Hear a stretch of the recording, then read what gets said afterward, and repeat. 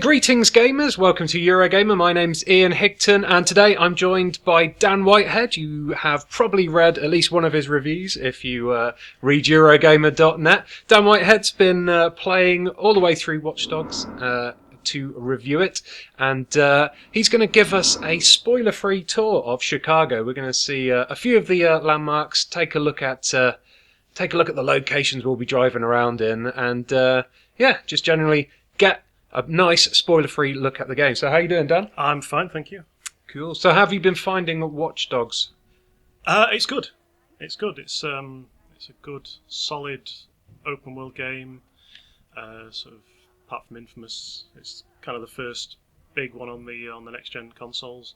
Certainly the first one that's cross-platform. So I think a lot of people are going to be interested to see how it handles.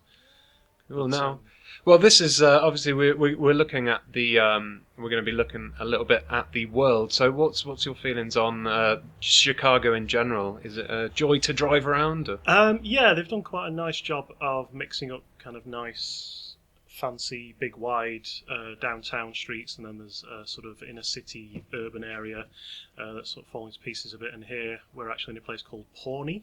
Okay. Which isn't remotely Pawnee, but it's kind of the sort of rural backwoods area, kind of up to the north-west corner of the map. And this is one of the acts, the game's acts, takes place in this sort of area, where there's sort of survivalists and anti-government cyber terrorists and that kind of thing. Right. So the acts are kind of broken down by the regions of the city you're in, but everywhere is open right from the start of the game. It's just so you don't have to unlock. Like missions to unlock a bridge or whatever. No. The whole place is open from the start, but like I say, some of the story missions are sort of clustered around certain areas of the city, depending on the characters you're interacting with at the time. Okay. So I'm just going to pull out to the map so you can have a look at how big the map is. So that is absolutely huge, isn't it? It is, yeah. I'm not sure how big it is in comparison to other games like GTA 5 and things like that, but. Yeah, it's pretty big, but it's not too much of a chore to drive around. Do you find yourself fast travelling much? Now I've finished the campaign, yeah. I'm kind of using fast travel to get to, like there's a QR code investigation mission there. Mm-hmm. So rather than driving all the way across there, I just jumped to that fast travel point there. But when I was actually doing the campaign, I found myself driving from place to place because it very rarely sends you all the way across the map in one mission. It tends to keep you, like I say, in areas where you're always going to be close to the things you need to do. So what I will do, we'll go to these CTOS towers. These are kind of the Watch Dogs equivalent of the tower lookouts in Assassin's Creed and the radio masts in Far Cry 3. It's obviously a kind of house style thing that Ubisoft has now. You do these towers, you have to find a way to get into the sort of junction box and hack them, and then that adds more stuff to the map for you to find, and also opens up more hacking stuff that you can do out in the world in that area. Okay. If you watch at the top of the screen as you enter a new area, it'll tell you whether or not you're kind of plugged into the system in that area. But it's never too problematic if you aren't. It's just.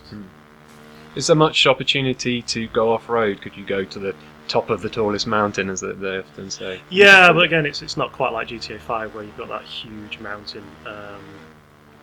There's not masses of stuff off the beaten track in this game, and basically everything gets added to your map automatically, so as you go along and as you're unlocking towers and things, so there's not massive impetus to explore. Anything you want to find will be marked on your map, so maybe there are sort of hidden things, but if there are, it's fairly well hidden and not kind of. It's not got that GTA thing of let's see what's up there. It's more get on with your job and stuff.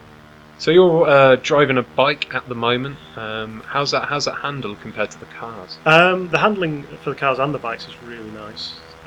It's Ubisoft Reflections who did Driver. I believe they did a lot of the sort of car physics and stuff for the game. So it's nice. It's arcadey, but it's not too arcadey. It's a nice balance between control and speed. The bikes I prefer just because you can nip about faster, and cars tend to get clogged up in things. But Yeah, it's a nice game to. The driving feels nice. Usually, in an open world game, you have that sort of period of adjustment as you kind of get used to the handling and the cornering. And there you go, perfect example. I just muffed that up. But in this game, it's pretty much straight away it handles how you would expect it to, and you can just start whizzing around the city. Is there much kind of vehicle customization? Can you own a vehicle, upgrade it? Or? You can own vehicles, yeah. Just stopped illegally there. You call up your smartphone, and you have got a car on demand feature. Right. It's not going to let me do it because my last delivery is within range because I'm sitting in it. But yeah, basically that you can call it up and you can summon sports cars, muscle cars, normal cars, fire engines, motorbikes, whatever you want really. Sometimes you'll unlock them by hacking people's phones. Sometimes it's like a mission reward, and then you have to buy them with in-game cash. Whether or not you do is kind of up to you really, because pretty much every vehicle you can find on the street anyway. So anytime you need a car, and certainly in missions where it's like all of a sudden you've got to chase somebody, of course there's always a sports car pointing in the right direction ready for you. So again, it's really more for the end game where you just want to get around quickly and you can just summon the sports bike and whiz off on it. Ooh. So there's no planes though, is there? Sadly. No. I guess I can see why, because the way the map's set out is that you need places to take off and land from, and the map just isn't built for that really. So we just entered the wards, and it says there CTOS connected. Pay attention, don't keep going while you're driving. So yeah, there's boats. There's a sort of dock area, and there's a couple of little islands with stuff on. So there's boat chase missions. Not quite boat chases, but there's certain missions that sort of take place in and around the water where you can kind of use boats to get where you're going and sneak up on places from a different angle. This is the wards. This is the kind of rundown. This is the wire area of the city, basically. Right. Oh yeah. Broken down buildings. Quite a lot of missions take place there in this housing project. Lots of shootouts and stealthy creeping around in that sort of courtyard area. And one of the characters is kind of the drug kingpin who lives in that building there. So quite a lot of one of the acts revolves around getting in there, finding out how to get into his computer and getting his information. Okay. How many are there many enterable buildings, or a lot of them just squares with buildings painted? They're mostly squares with buildings on them. There's a couple of bars and shops that you can go into. Pawn shops, not porn shops, where you can buy materials to craft grenades and proximity mines and stuff like that. Right. Gun shops, all the ones you expect really. Food shops that give you health and stuff. But yeah, most of the buildings are just either big squares or if you can go in them, it's for a mission. But that doesn't mean there's not much to do, is it? There's loads of stuff. There's a lot of stuff on the map, yeah. I finished the campaign after about 25-30 hours, and I was less than 33% complete. So there's a lot of stuff if you like sort of driving around the map and doing little bonus bits. Completionists will be in heaven, I guess. Yeah. If you're looking for that kind, and there's the online stuff as well, which will keep you busy for a while. I could blow that now. Go on. Do you want to, Go on. Are you urging me to Yeah. harm innocent civilians? I definitely want some collateral damage. Let the record show this was Ian's idea. My idea. Oh, but wasn't it beautiful? There we go. I think they're going to be okay. It's okay. They're sleeping. Shh. So yeah, up there behind that fence is the flashing up there. Let's go. There we go. Camera. So I can hack that security camera up there. Yeah. Whenever you point a camera at Aiden Pierce, the character, it says facial recognition failed because he's off the grid. Ah, nice touch. Yeah. So yeah, you can kind of use the security cameras to look around. We want to get in there. You can see a little white line going there, so that tells me that the thing I need to disconnect to get up there. There's another camera. Let's see what that one shows us. Oh, there we go. So just going down here. Pull out my phone. Okay, that gives you a bit of a... Yeah. Okay, so there's building there. I hope I can actually do this one. That's it'll be very embarrassing if I'm. It tends to take a bit of running around and trying to find. Bit of working out. That's cool. Get in there. Like I say, yeah, these are kind of the equivalent of your. I'm gonna say you have to go to the right, maybe, and look through the open garage door and hack something inside there. Maybe. No, Oh, that's just no. a man with high blood pressure and a damn. puppetry enthusiast. Oh, of course. So there we go. All the vital information's in the game. But yeah, that's definitely where it's going. So let's see. So yeah, they're basically sort of traversal puzzles, I guess. We've got to work out. Like Far Cry 3's one was basically first-person platforming, wasn't it? Working Yeah. out how to get up increasingly difficult There's the towers. This is a hotspot. There's 100 of these across the city. Oh, these are cool. I like these. Yeah, you sort of check in different areas, and then you can look at the history of that location. Yeah. Which I assume is real history from real Chicago. If you check in lots of times, like Foursquare, you become the mayor of that spot in the game, and you can leave gifts for other players or just for your friends, and you can collect gifts. There's some gifts there. Got it. Someone's 1 left minute ago, some Danish. cash. There we go. Yeah. Take all the cash. Nice. That man's just found a penny on the floor. He's happy. Nice. Found a penny, missed the 36 piles of Yeah. $36. Well, he's not a hacker, you see. I'm going to hack him now because he's got a rich bank account. He's a gun control activist. Okay, so if you hack him, There we go. I just stolen $5,740 from his account, and next time I go to an ATM, I can. completely rinse him. Yeah, basically Nice. that'll be in my account. There we go. Oh. So have you ever been to real-life Chicago before? No, I've only passed through the airport, so I can't vouch for the game's Realism. I've just hacked another person walking along, and they're having a dubious text conversation with somebody. So I'm going to ignore the CETOS tower for now and set my waypoint to the location of this mysterious package that person was texting about. Oh, the draw distance is really good in this. It one. is, So yeah. See these pylons just stretching out into the distance. The game does look very nice. I've seen it running in daytime and nighttime. I've got to say it looks nicer at nighttime, I think. You get more of I think the lighting and the sort of shading and that is more interesting. It really kind of shines when it rains at night. The water effects are very nice, yeah, the sort of shimmering rain on the pavement and stuff.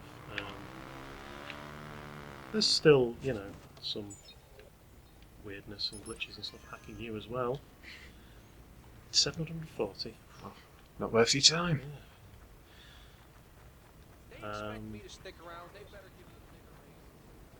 Anyone who's on their phone, you can hack them. Just listen to their conversation.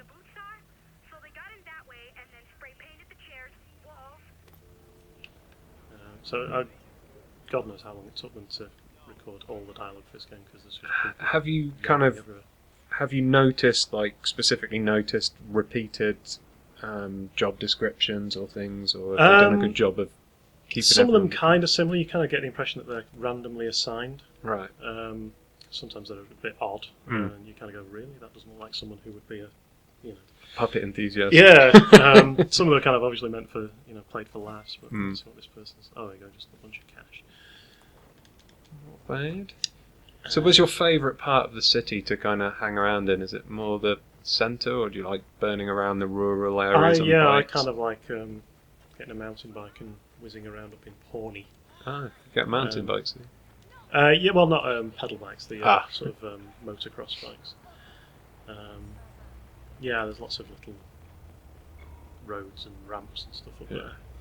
But if you want to do mischief with the hacking of the systems, then you kind of need to head into the centre of the city. So let's do that. Yeah. Let's see. There we go. Let's have a look. Head for that train station. Cool. And I will order. Oh, actually, shall I do a steam pipe? Yeah, go on. Ooh. They don't shoot. I've noticed with the explosions as well. You've put a couple of IEDs under cars. They don't really shoot the cars up in the air at all, do they? Yeah, it's the explosions are kind of more realistic than Hollywood. They're kind of more poof than kablooey big fireball. But you do get fireballs if you're. Let's have a look at the weapon wheel. This is my favourite weapon, the pump action grenade launcher.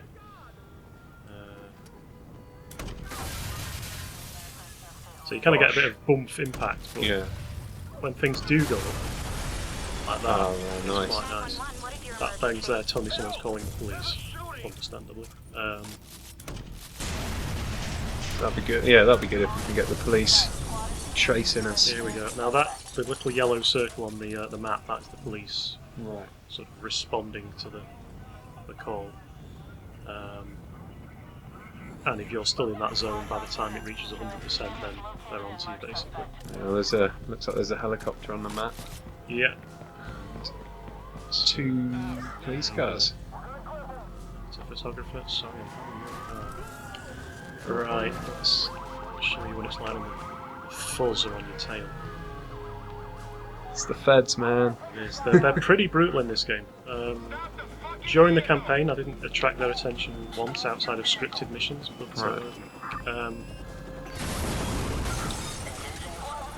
Oh, you took him out. yeah, it is kind of like Burnout and Split Second, especially in the sense that you're kind of trigger the traffic lights and make everyone go green, so they all go at the same time. Right. Helicopter is shooting at me. Is there an easy way to take down the helicopter apart There from is when you've unlocked the ability like what I have. Ah. I just need to get in a safe spot where I can actually look at the helicopter and neutralise it.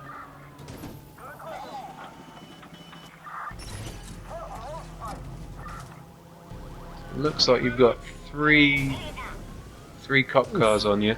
Yeah, I mean they really are brutal. Trying to box they you. will just ram you. Yeah. And the last missions of the game are kind of annoying.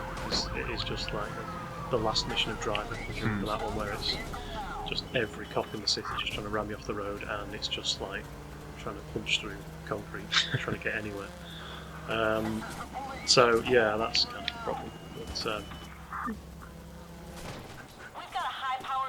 Here we go. This is the entering into the centre ship. No, Your car's out. You're looking at right. Helicopter.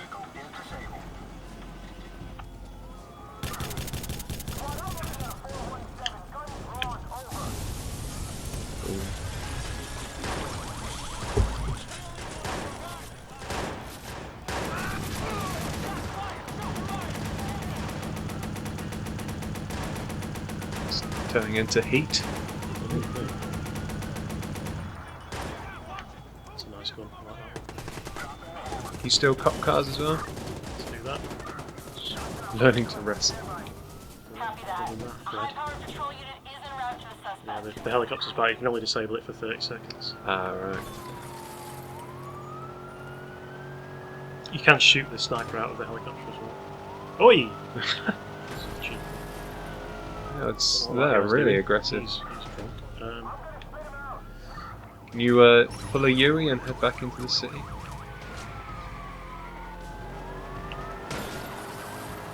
The cops back. Yeah, usually the best way of getting rid of the cops is to like hide in a sort of multi-story car park, something like that. And wait for them to give us. That's probably a bad idea of mine going back into the city. So can you get to the top of that ginormous building there? No, it's not that kind of No. unfortunately. No skydiving mini missions or anything then? There's not a lot of verticality in it. It's very much ground level kind of a game. Hack the electronic signs on to show like some phrases and things like that. I heard you could use a Yeah, companion a bit of a app takedown. to There is a hack companion app. people's Yeah, there's a signs, so I could say Dan Whitehead is rubbish at driving police cars and you'd see it on the signs. Well, you don't need to. It's Right. right in front of you. But yeah, and there's a game mode where you're using the app to play the police while the other person's playing as Aiden Pierce, super hacker, and you've got to catch them. So, 3 stars. You've got 3 cop stars out of 5, and they're already trying to murder you aggressively. Just trying to murk. So find somewhere, anywhere to. See if we can elude them by getting the Is it generally quite difficult to evade the cops when you're at this level of heat? Yeah, like I say, you kind of need to find a figure. You can raise and lower the doors on the parking garages and sort of hide in there and hope they don't. If you do it without them seeing, Yeah. then you can. The blue thing comes up saying neutralise that means cops. Bit when going over a steam vent or something that I can detonate. Thankfully, well, not thankfully, the AI is not great. So It doesn't really climb up stairs too much. yeah, they kind of don't really. Height above the building behind you. So yeah, if I wait on it, What was he shooting at? yeah, I was hiding in a poster. Yeah. Here we go. Let's jump on here. Copy that. A high-powered patrol unit is en route to the suspect. I've got the ability to hack the trains as well, so I can start and stop them at will. So what do you think of the graphics on the PS4 version? It's nice. I mean, if you want to sort of nitpick and Oh, sniped right in the face.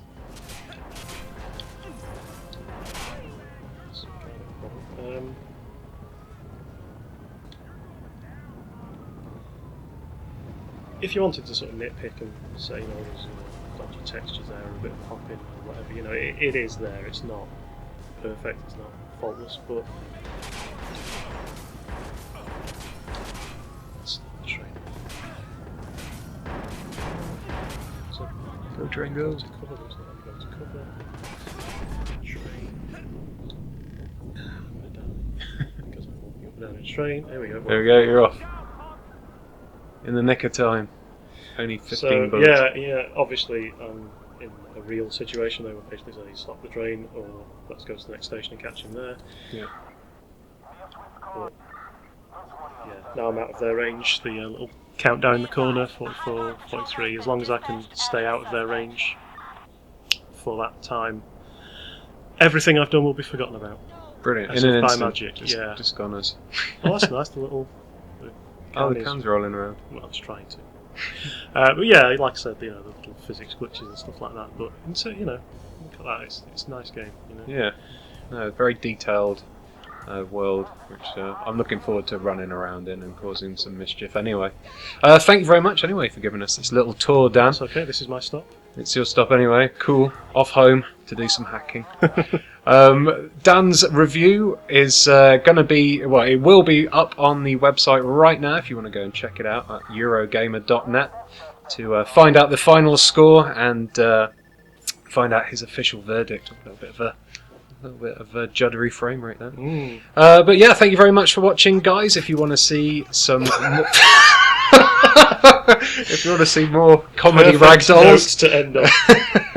then please do subscribe to this YouTube channel. We got loads of... Oh my word, it's adding insult to injury. Bye. They are supposed to be cops. We will have plenty of community live streams with Watchdogs and loads more exclusive interviews, early gameplay previews, tons more stuff on all the biggest and best upcoming games here on Eurogamer's YouTube channel. Thanks for watching, guys. Goodbye. Bye.